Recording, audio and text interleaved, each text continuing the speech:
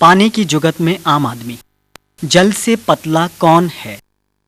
बरसों पहले संत कबीर ने यह सवाल समाज की तरफ उछाला था।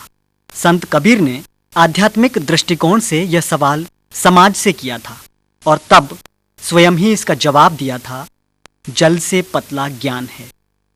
यानी जल और ज्ञान के अंतर संबंध सदियों पुराने रहे हैं, लेकिन 21वीं सदी के प्रारंभिक दौर में जो भयानक जल संकट उपस्थित हुआ है, उसने आदमी के ज्ञान के मोटा होने के तमाम संकेत दे दिए हैं। किसी क्षेत्र में पानी की उपलब्धता वहाँ की भौगोलिक स्थिति तथा पानी के उपयोग के बारे में लोगों की प्रवृत्ति पर बहुत कुछ निर्भर करती है। झाबुआ जिले के पेटलावत विकासखंड में लगातार कम होती वर्षा, भूजल के दोहन एवं वनों की कटाई ने पानी का संकट खड़ा कर दिया है। लेकिन इस मुश्किल दौर में कुछ आदिवासी गांवों में सैकड़ों हाथ वर्षा की बूंदों को संजोने की जुगत में लगे हैं। सूरज उगने के साथ ये लोग इस तरह अपने घर से निकल पड़ते हैं जैसे किसी मोर्चे पर जा रहे हों, जैसे कोई अलौकिक शक्ति उन्हें लक्ष्य की तरफ बढ़ा रही हो। गत वर्षों में सूखे की जो पीड़ा इन लोगों ने भोगी है, उसने इनके मन में पानी रोकने का फौलादी संकल्प भर दिया है। 11 से रमदान कराने पानी रोको करा मु डगाहट बांधी करी नीचे कुड़ा है, कुड़ा ने मुंह जीवता करा पानी जाए थोड़ा बहुत है ते हमारा फायदा है न। पर ये हंगला पठवणी वणी न्यू पाला बांध जा मुये ये न्याय पानी जाए वही ने ते यही आवेगा पानी ते रोको जाए न्या ने रब गया जाए हमारा थोड़ा घना फायदा है।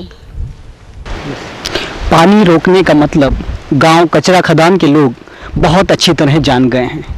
इसलिए वे चाहते हैं कि उनके गांव की पहाड़ियों पर पड़ने वाली पानी की हर एक बूंद बचा ली जाए और इसीलिए कोशिश कर रहे हैं कि गांव का बच्चा बच्चा हर आदमी मिलकर श्रमदान करे और हर नाले को बांध ले, हर नाले को थाम ले, खेतों की बहती हुई मिट्टी को थाम ले, पानी को बहने से रोक दे और अपने खेतों में कुओं को जिंदा कर ले। इस संकल्प को निभाने में उनकी मददगार बन रही है स्वयंसेवी संस्था संपर्क मध्य प्रदेश। कण कण मिट्टी, बूंद बूंद पानी को किसान की खरी संपदा मानने वाली संपर्क संस्था के कार्यकर्ताओं ने ग्रामीणों के साथ मिलकर गांव चौपाल पर ही पानी बचाने की योजनाएं बनाई। आदिवासियों की खेती की दशा सुधारना इस मुहिम का पहला लक्ष्य है। गांव की तकनीक, गांव के बड़े बूढ़ों का पारंपरिक ज्ञान तथा वर्षा जल को संग्रहित कर प्यासी धरती की सुध लेने का उत्साह पानी बचाने के काम में आदिवासियों के लिए हथियार की भूमिका निभा रहे हैं। किस जगह कौन सी संरचना बनेगी, यह तय करना गांव वालों के जिम्मे होता है।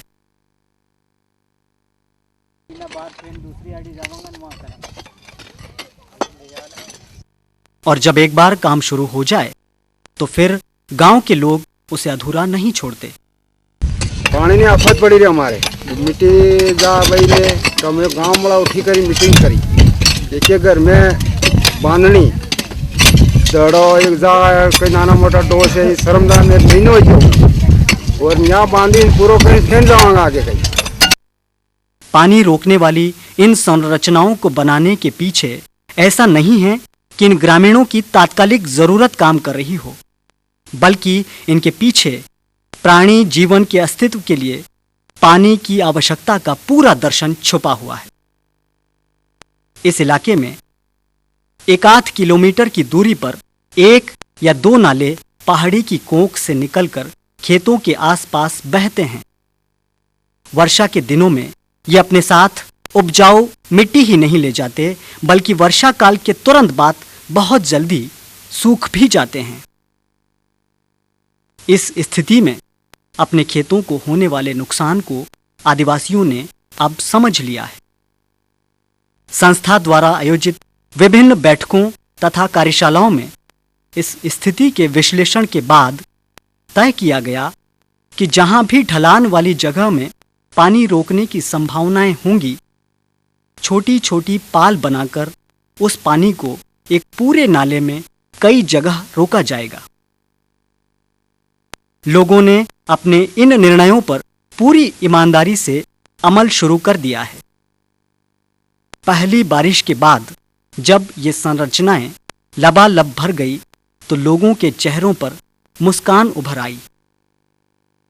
ये गांव रूपापाड़ा के लोगों की ताकत है। इन लोगों का हौसला है जो इन पहाड़ियों से बहने वाले पानी को इस तलहटी में इन्होंने रोक लिया है, और यही रुका हुआ पानी आने वाले कल में इनकी खुशहाली का इंतज़ाम करेगा, इनके गांव को बेहतर बनाएगा, इनकी एकता को मजबूत करेगा। इस 200 बीघा के प्लॉट में इन्होंने खेर, सुबबूल, अंजन, सेवनसरी के पेड़ लगाए हैं और अपने पशुओं के लिए, अपनी मवेशी के लिए चारे का इंतज़ाम भी कर लिया है। गांव रूपापाड़ा के लोगों ने एक जाजम पर बैठकर अंदाज लगाया कि उनकी किस्मत का फैसला क्या हो सकता है। उन्होंने सोचा कि पानी को रोका जाए, और जब उन्होंने पानी को रोका तो पाया कि ये रुका हुआ पानी उनकी किस्मत बदल सकता है। आज उनके गांव में पानी का कोई टोटा नहीं है, भरपूर घास है और खूब सारा जंगल है।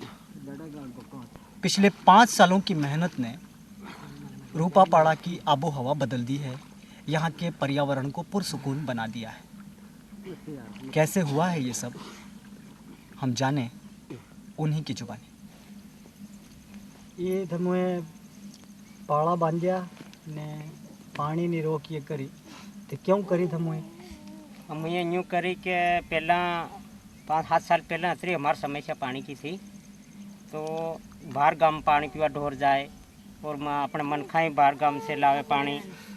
तो धीरे धीरे अपने मीटिंग करी ने सब भेला बैठक लगाई बात करी कि अपने पानी वही जरूर यो रोका तो अपने थोड़ा फायदो वे।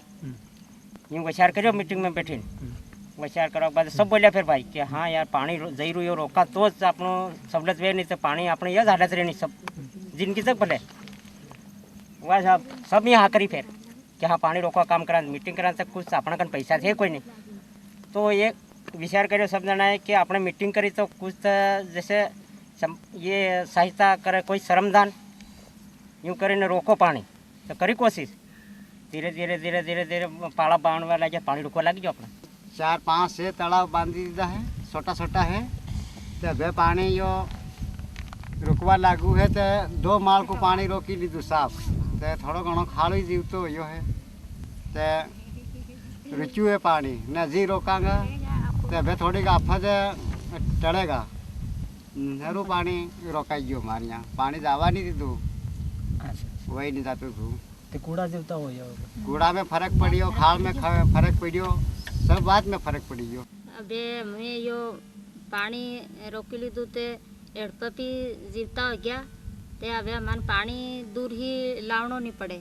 पहला मुँह घने दूर ही पानी लावता, ठटकाले घाटी ही लावता, देवड़ी ही लावता, अबे लावनो नहीं पड़े ने। अबे ये खेत है नहीं तो ये देर ही थोड़ी के पायण आवे, क्यों ये है नहीं सब पानी रोक्यो तो ज़्यादा हेल में नहीं हुके, अबे थोड़ा देर ही यूँ पायण आवे। डगआउट जैसी संरचना की जड़ में से रिसता पानी नीचे स्थित कुओं को पुनः जीवित करने में बड़ी भूमिका अदा कर रहा है। इसके अलावा पूरे नाले पर समन्वित रूप से किए गए पानी रोकने के प्रयासों के फलस्वरूप सैकड़ों बीघा खेत फसलों के लिए जरूरी नमी को लंबे समय तक अपने आंचल में समेट कर रख सकने में सक्षम हो गए हैं, और प्रकृति की यह उदारता आदिवासियों की फसलों को बेहतर बना रही है। उनके खेतों में फसलें झूम रही हैं। इसके परिणाम स्वरूप ग्रामीणों के चेहरों पर संतोष की लकीरें उभर आई हैं। पानी रोकने का काम जटिल तकनीकी बंधनों से मुक्त होकर आम आदमी की आकांक्षाओं के अनुरूप उसी के हाथों गति पकड़ रहा है। दरअसल ग्रामीण समाज के लोग जान गए हैं कि पानी को रोककर ही उनकी जिंदगी की तस्वीर बदली जा सकती है। उन्होंने वो रास्ता खोज लिया है जो कम वर्षा के दौरान भी विकास की मंजिल की ओर उन्हें ले जाता रहेगा। इन जल ग्रहण संरचनाओं में लोगों की आस्थाएं किसी देवालय से कम नहीं हैं और यही आस्था उनके लिए गरीबी से लड़ने का औजार बन गई है। अपने पशुओं के लिए घास और फसलों के लिए पानी, इन दोनों ही संसाधनों के मामले में ये लोग अपने पैरों पर खड़े हो गए हैं। यह सच्चाई विकास के कामों में इन्हें और अधिक लगन के साथ जोड़ देती है।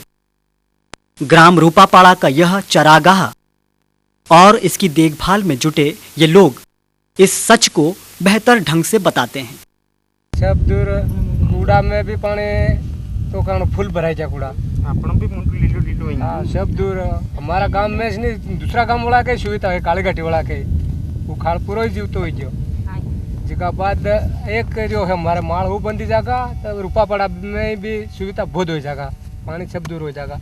आधा नाका का कूड़ा जीवता हो जाए, आधा नाका का हुक्का पड़ा है भी सब कूड़ा खाली पड़ा वहीं अपना नाका में सब बंदी जो माल है सबके फायदो हो जो पानी रोकवा ही फायदो हो जो सारो भी पहला ढोर सरता हाँ माले ते 3 साल हो जा हसवान रहे और राशो सारो बहुत सारो मलवा लागी जो नहीं सारा के अतरी आफत थी कि बस कदे बाहर ही लावना पड़ता बाहर ही मोल लेता था खरीदता जिका बाद पानी की सुविधा हो जी जिका बाद रुखड़ा भी हो जा बहुत फायदा मिलो थोड़ा रुंडारिया है और एलखे बांधांगे जो करिया।